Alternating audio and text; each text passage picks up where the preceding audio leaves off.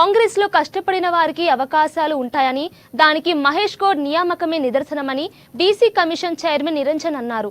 తనకు పదవులతో సంబంధం లేదని పని చేస్తూనే ఉంటానని చెప్పుకొచ్చారు. ఇక తనకి ప్రజాసేవ అంటే ఇష్టమని తెలిపారు. బీసీలలో ఆర్థికంగా ఉన్న వాళ్ళు ఉన్నారని, ఇక వాళ్ళు బీసీలలో వెనుకబడిన వారికి అండగా ఉండాలని సూచించారు. ఇక బీసీ కులగణనలో బీసీ కమిషన్ పాత్ర చాలా కీలకమైందన్నారు. ఇక దేశవ్యాప్తంగా బీసీ కులగణన జరగాలని రాహుల్ గాంధీ చెప్పారని గుర్తు చేశారు. తనను బీసీ కమిషన్ చైర్మన్ గా నియమించినందుకు ధన్యవాదాలు తెలిపారు. ఇక తాను తన కమిటీ సభ్యులంతా చిత్తశుద్ధితో పనిచేస్తానంటున్న బీసీ కమిషన్ చైర్మన్ నిరంజన్ తో ఏఎన్ఎన్ న్యూస్ ప్రతినిధి హరీష్ ఫేస్ టు ఫేస్.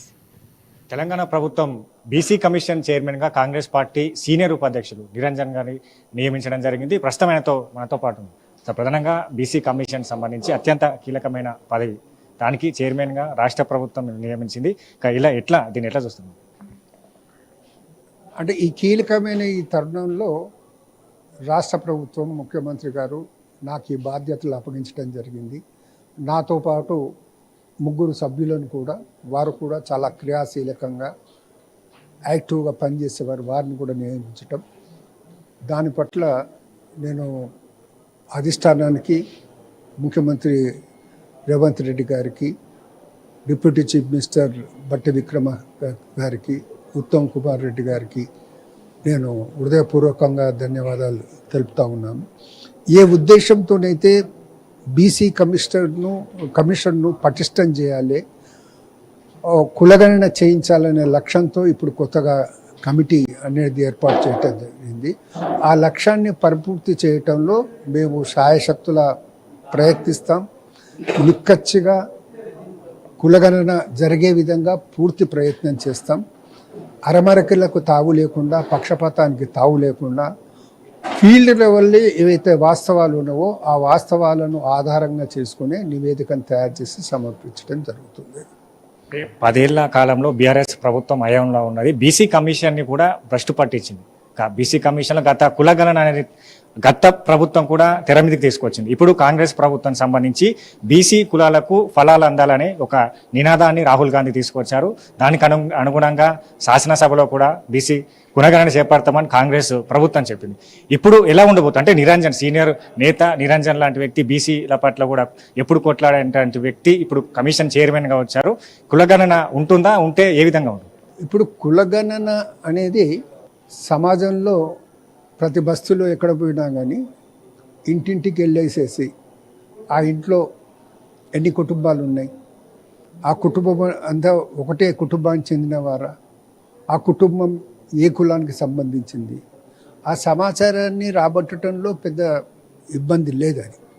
ఆ సమాచారాన్ని అనేది నిష్పక్షపాతంగా సేకరించటం, నిష్పక్షపాతంగా క్రోడీకరించటం, ఎనలైసిస్ చేయటం, అది ముఖ్యమైన బాధ్యత. దాన్ని పర్ఫెక్ట్గా ఒక ఆర్డర్లో ఏ విధంగా తయారు చేసి సమర్పించాలి. తద్వారా ఏ వర్గం వారు ఎంతమంది ఉన్నారు, తదనుగుణంగానే వాళ్ళకులే ఎంత అవకాశం అనేది రావాలి విషయంలో ఒక నిర్దిష్టంగా ఒక అభిప్రాయానికి రావాల్సినటువంటి బాధ్యత బీసీ కమిషన్ ఉంటుంది. దానికి మేము ఫుల్ ఎక్సర్సైజ్ చేస్తాం. అది ఇంతవరకు ఉన్న బీసీ కమిషన్ ఎంతవరకు పనిచేసింది, ఇప్పుడు డాటా ఏముంది, ఫర్దర్ డాటా ఇంకా ఏం తీసుకోవాల్సింది, ఫర్దర్ డాటా తీసుకోవడానికి ఏ పద్ధతులను అనుసరించాలి, ఆ విషయాల్లో అనేది మేము ఇమ్మీడియట్గా అనేది ఛార్జ్ తీసుకున్న తర్వాత దానిపై దృష్టి సారించి ఎంత తొందరలో వీలైతే అంత తొందరలో అనేది దాన్ని అనేది సమాచారం సేకరించే ప్రయత్నం చేస్తామని. ముఖ్యమైన విషయం ఇంకోటి ఏంటంటే రిజర్వేషన్స్కు సంబంధించినంత వరకు మనం ఏం ఖరారు చేసినా కానీ అది కోర్టులో నిలబడాలి. ఎవరైనా కోర్టుకు వెళ్ళే అవకాశం ఉంది ప్రజాస్వామ్యంలో. సో కోర్టుకు వెళ్తేనే నిలబడే విధంగా అనేది మనం సమాచారాన్ని సేకరించి క్రోడీకరించి మనం రిజర్వేషన్స్ ఖరారు చేయాలి. దాని మీద దృష్టి పెడతాం.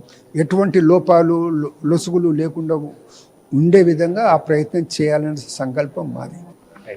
Thank you. ప్రధానంగా బీసీ కమిషన్ సంబంధించి కూడా గత ప్రభుత్వం భ్రష్టు పట్టించిన బీసీ కమిషన్ల రిజర్వేషన్ల సంబంధించిన రూపకల్పన కావచ్చు, ఇప్పుడు కాంగ్రెస్ ప్రభుత్వం తాను బీసీ కమిషన్ చైర్మన్గా నియమించిన పట్ల కూడా జి నిరంజన్ ధన్యవాదాలు చెప్తున్నారు. బీసీ కమిషన్లో బీసీ సంబంధించిన పకడ్బందీగా సర్వేలు నిర్వహిస్తాం, బీసీలకు సంబంధించిన కూడా జనాభా లెక్కలు తీస్తాం, అందరికీ కాంగ్రెస్ హయాంలో సఫలాలు అందేలా కూడా కృషి చేస్తామని నిరంజన్ చెప్పారు. 100% మనోజ్తో కలిసి హరీష్, ఏఎన్ఎన్ న్యూస్, హైదరాబాద్.